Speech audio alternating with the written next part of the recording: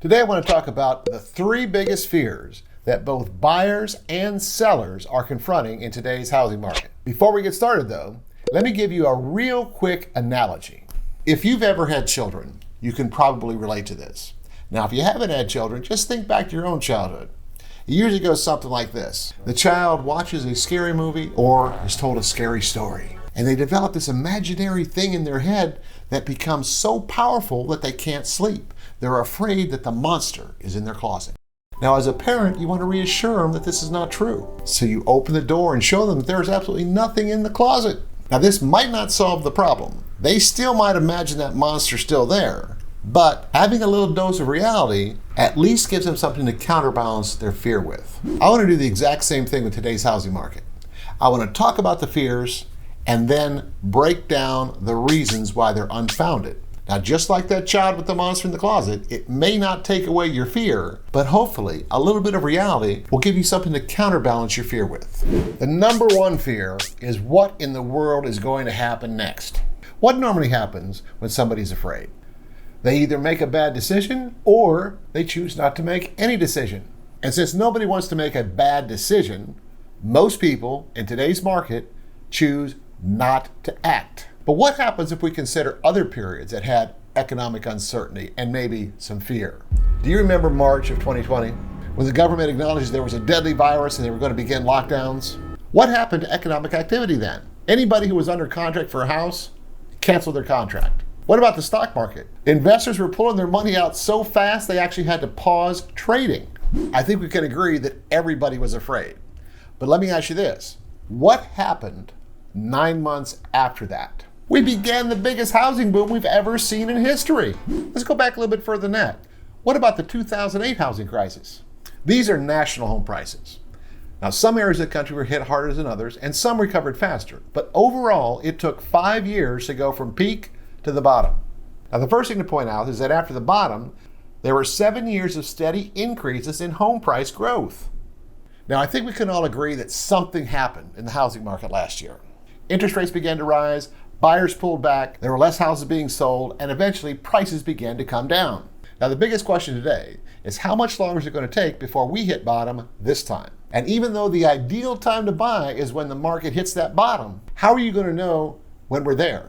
I think the biggest thing that we can learn from these previous economic downturns is that no matter how long it takes to hit that bottom, eventually conditions are going to improve. Now, before we move on to the other two fears, I want to take a quick minute and thank you for watching this video. If you find the information in these videos useful, the only way I'm going to know that is if you leave a comment, like the video, or subscribe to my channel. Of course, if you think about buying or selling real estate here in the Austin area, I would love to help you out. Shoot me a text or an email, or if you'd like to talk to me directly, use the link on the channel page to schedule a phone call. Now, the second biggest fear in the market today is when is it all going to crash? Well, let's take a minute and talk about what exactly does a crash mean. A simple definition is when home values decline rapidly. Now, there can be a number of different reasons that might cause something like this. Consider changes in populations.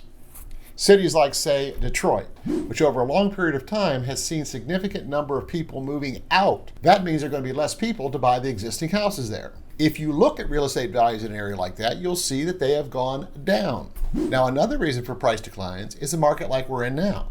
Prices have gone up a lot very quickly.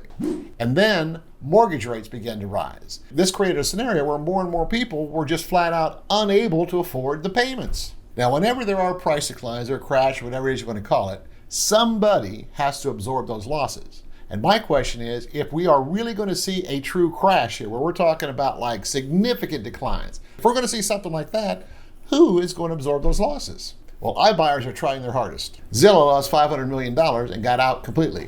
Open Door lost $1 billion last year, but they're still buying houses. Open Door bought as many houses in 1 year's time that are typically sold in the entire Austin metro. Now, their purchases are spread out over 50 different metros, so even though that seems like a big number, when compared to the entire national housing market, it's really not as big as it seems. Now, another one who you might think is going to absorb the losses are home builders. They're in the business of selling houses, and if they can't sell their houses, particularly ones that they've already built, would they be willing to sell those houses at a loss just to clear their inventory? Now, one thing you may not know about these builders is that even though they have loved these last several years where people would willingly pay more than what the list price was, and that enabled them to increase the prices on their other houses. Even though the cost of raw materials and the cost of labor have gone up, they have not gone up as much as the prices have. What they've done is they've increased the lot premiums. What that means is they've already bought the subdivision. They've laid the streets, installed the sewers, electric, and subdivided all the lots. Before the boom, that lot may be worth $20,000, but during the boom, they increased the price of that exact same piece of land, not increasing any kind of cost on it, but that same piece of land increased to $200,000. It's like a pricing lever. They can adjust the cost of this lot premium, which really doesn't affect their cost to build the house. I believe that the amount of further price reduction is going to be determined by one thing, and that is the motivation of the individual sellers. If the seller can just take it off the market and stay in the house for another year or two, then they won't have to absorb the loss. Which leads us to our third and final fear, that housing is just too unaffordable, and there are many people who may never be able to buy a house. These are real numbers from a house in Pflugerville a client of mine was considering. This is a great example of what's happening in the housing market right now. In that seller's mind, they're reducing the price of their house by $75,000 to be competitive. I can't tell you how many times I've seen listing descriptions that say things like motivated seller, price below market value, instant equity. But in a market where potential buyers still see that house overpriced, now a lot of that is driven by the higher interest rates and the higher payment, but it really doesn't matter what price you put on a house if nobody is willing to pay that.